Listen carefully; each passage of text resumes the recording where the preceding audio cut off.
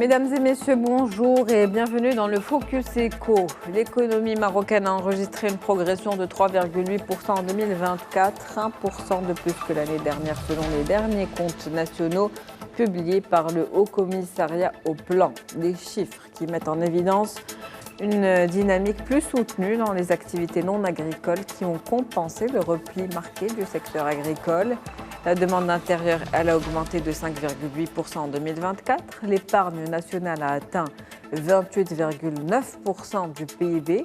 Autre indicateur économique, l'inflation stabilisée. Pour sa part, la contribution des impôts nets et des subventions sur les produits en hausse de 7,5% a également renforcé le rythme de croissance du PIB. De son côté, le commerce extérieur a pesé négativement sur la croissance en 2024. Décryptage de ces chiffres avec Yousef Graoui. Vous êtes président du Centre marocain pour la gouvernance et le management. Bonjour et merci d'être avec nous. Bonjour madame, merci pour l'invitation. Alors, je le disais à l'instant, l'économie marocaine en hausse de 3,8% en 2024. Ce sont les derniers chiffres qui ont été publiés par le Haut Commissariat au Plan. Une légère hausse, on va dire, par rapport à 2023. Que pensez-vous de ce chiffre dans un contexte où on a besoin d'une croissance beaucoup plus importante pour pouvoir répondre aux ambitions du Royaume du Maroc? Absolument. Comme première lecture, donc on est à 1% de taux de croissance de plus par rapport à l'année 2023. C'est une hausse très légère. Et une hausse très légère, effectivement, qui est expliquée par une performance de l'activité non agricole, c'est-à-dire les services de l'industrie, le tourisme, toute l'activité de transformation. 4,5% qui est enregistré de hausse de 2023 par rapport à 2024 pour les activités non agricoles. Pour l'activité agricole, une régression, moins 4,8% de 2023 à 2024. En plus des destructions d'emplois. Plus les destructions, effectivement, s'ajoute à cela les destructions des postes d'emploi. Alors l'explication à donner qui est claire, c'est le dérèglement climatique, le recul des précipitations même qui sont venues après la campagne agricole en retard. Tout cela explique une récolte céréalière très faible qui a malheureusement tiré la croissance vers le bas et par conséquent on était sur une décroissance agricole. Heureusement que sur la partie non agricole, la partie industrie-service, il y avait un dynamisme, un retour de l'activité. Une activité non agricole qui a compensé ce repli du secteur agricole, c'est ce qu'on disait à l'instant. Qu'est-ce qu'on peut dire justement de cette situation? Est-ce qu'on est en train d'assister à une transformation de l'économie nationale? Est-ce qu'on est en train de devenir plus indépendant vis-à-vis du secteur agricole, sachant qu'on en a besoin tout à fait. de cette sécheresse devenue structurelle et de l'évolution de la situation et un changement climatique auquel on ne va pas échapper? Mais effectivement, je crois que c'est devenu inéluctable. Aujourd'hui, on est devant un dérèglement climatique qui est devenu structurel, qui va continuer les années à venir. Donc, il faut transformer l'économie marocaine qui devrait se baser beaucoup plus sur les activités industrielles, de services et les activités aussi touristiques. Par conséquent, il faut qu'on se base sur les activités non agricoles. On ne peut plus baser notre taux de croissance sur l'activité agricole. Et ça, bien évidemment, ça interpelle tout le travail gouvernemental qui devrait se faire avec le Parlement. Aujourd'hui, les hypothèses d'élaboration de la loi de finances devront changer. On ne peut plus se baser sur 3,5 ou 4% de croissance en se référant à 75 millions de quintaux de récolte céréalière. Donc, cette équation devrait changer. Il faut aller vers des indicateurs où il y a beaucoup plus d'innovation. Des indicateurs qui se basent sur le développement de l'activité industrielle, sur la création des postes d'emploi dans l'activité industrielle. On se base sur des chiffres qui concernent l'industrie de transformation, l'industrie lourde, l'export, le développement des services, que ce soit l'activité de l'offshoring, l'activité de l'IT, l'activité digitale. Donc, je pense qu'aujourd'hui, il va falloir innover en termes de transformation de l'économie marocaine, la transformation numérique, les services, l'industrie. Et c'est très important aujourd'hui, c'est indéniable même pour, bien évidemment, sécuriser les taux de croissance pour les années à venir et s'inscrire vers un rythme de croisière où on cherche à atteindre 6-7% de croissance. Une industrie locale qu'il faut renforcer, qui doit être résiliente face aux chocs extérieurs pour atteindre, on va dire, cette autosuffisance ou cette autonomie vis-à-vis de l'économie mondiale, même si c'est difficile de se détacher de ce qui se passe un petit peu dans le monde. Une croissance au Maroc qui continue à être portée par une demande intérieure forte. On parle d'une augmentation de 5,8% entre 2023 et 2024, ce qui est bon signe en termes de pouvoir d'achat, j'imagine. Effectivement, et cela s'explique par la stagnation de l'inflation. Aujourd'hui, on a une inflation qui a stagné, nous avons le baril qui a baissé, le dollar aussi qui est en stagnation. Tout cela s'explique par un prix à la pompe aujourd'hui qui a quand même baissé par rapport au prix qu'on avait les mois précédents. Et donc, nous avons une stabilisation des prix, les prix des matières qui sont liés au carburant, au transport, sont stabilisés. Par conséquent, que ces chiffres datent de 2024. Donc, c'est avec la conjoncture dont vous parlez aujourd'hui, les perspectives en termes de chiffres pour l'année 2025 devraient être bien plus optimistes que ce qu'on est en train de dire. Exact, normalement, parce qu'aujourd'hui, on sait que le baril, le dollar, ils sont sur une certaine stabilisation.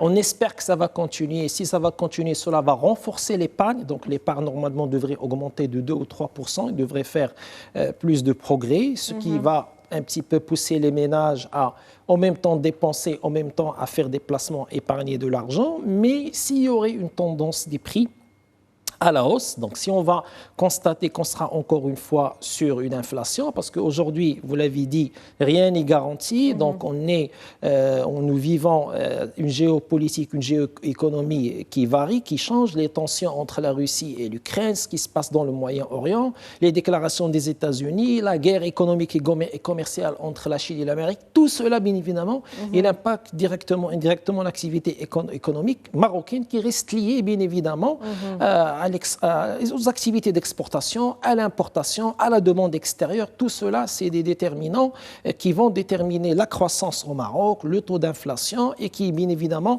on se base sur ça pour faire les hypothèses macroéconomiques d'élaboration de la loi de finances. Une incertitude économique mondiale qui persiste. Tout à fait. Elle persiste. On ne peut pas vraiment anticiper l'évolution de la situation. Qu'en est-il de l'épargne? Donc ce chiffre, 28,9% du PIB, qu'est-ce que ça représente? Qu'est-ce que ça révèle aussi du comportement des consommateurs ou des ménages marocains? Effectivement, aujourd'hui, nous constatons... 28,9 ? Oui, ça reste un bon chiffre par rapport à ce qui était en 2022 ou 2023. C'est des années où vraiment les classes moyennes et sous-moyennes étaient sous pression, donc des niveaux d'inflation qui étaient très élevés, pratiquement pas d'épargne. Aujourd'hui, les ménages arrivent à reconstituer de l'épargne. C'est une très bonne chose, mais il faut qu'on cherche bien évidemment à améliorer leur niveau de revenu, parce que pérenniser l'épargne, c'est aussi améliorer le niveau de vie des gens pour qu'ils puissent en même temps consommer, dépenser. Cela renforce la consommation intérieure, ça renforce la demande intérieure, mais en même temps, il faut que les gens soient capables de constituer un épargne. Donc le plan d'épargne national... Une population qui épargne, est-ce que c'est bien pour la circulation au niveau du cash ou même si ce n'est pas du cash, circulation, on va dire, financière au niveau national? Oui, mais à condition que ça soit bancarisé. L'épargne devrait se faire à travers des comptes d'épargne, à travers des placements dans les banques nationales. Comme ça, on va pousser vers la digitalisation, on va pousser vers une économie qui est plus structurée et qui va réduire l'utilisation du cash. Alors, ce qui n'est pas bien pour une économie, c'est l'épargne sous forme de cash qui se fait à la maison. Et ça, ce n'est pas bien, mais je pense que constituer un épargne à travers une bancarisation ne peut être que bénéfique pour la société marocaine. Et pour l'économie nationale. Et pour l'économie nationale en général, absolument. Est-ce qu'aujourd'hui, justement, dans ce contexte un petit peu, le fait de renforcer l'écosystème des TPME est une nécessité pour booster davantage la croissance, pour la digitalisation également, comme vous l'avez dit, pour faire en sorte que les flux monétaires circulent dans des canaux, on va dire, officiels, transparents, et puis pour pouvoir justement intégrer aussi l'informel dans le circuit formel? Tout à fait. Alors déjà, on rappelle que le TPME, c'est 95% de notre tissu entrepreneurial marocain. Mais quand on voit les infrastructures, les grands marchés, vous avez les moyennes et les grandes entreprises qui continuent à profiter des grands appels d'offres. Pour la simple raison, c'est des entreprises qui remplissent des conditions techniques qui sont aujourd'hui très élevées. Aujourd'hui, la PME marocaine n'a pas les moyens techniques pour pouvoir soumissionner à ce genre d'appel d'offres, avoir ce genre de marché. Mais malgré, je pense qu'aujourd'hui, l'État marocain, il a des mécanismes qui vont permettre, bien évidemment, de mettre en avant les TPME, de les professionnaliser et qu'ils rentrent, bien évidemment, dans une sphère où ils peuvent, bien évidemment, bénéficier d'un certain nombre de marchés et travailler aussi avec le secteur semi-public et le secteur privé. Quand vous dites qu'elles ne répondent pas aux conditions nécessaires pour pouvoir soumissionner à ces appels d'offres, ces grands appels d'offres, est-ce que c'est une question de moyens seulement? Ce n'est pas qu'une question de moyens, c'est une question d'expertise technique, une question d'expérience, une question de référence, de compétences, donc au de niveau du capital humain. Bien sûr, et de réalisation de ce genre de projets. C'est des projets d'infrastructure,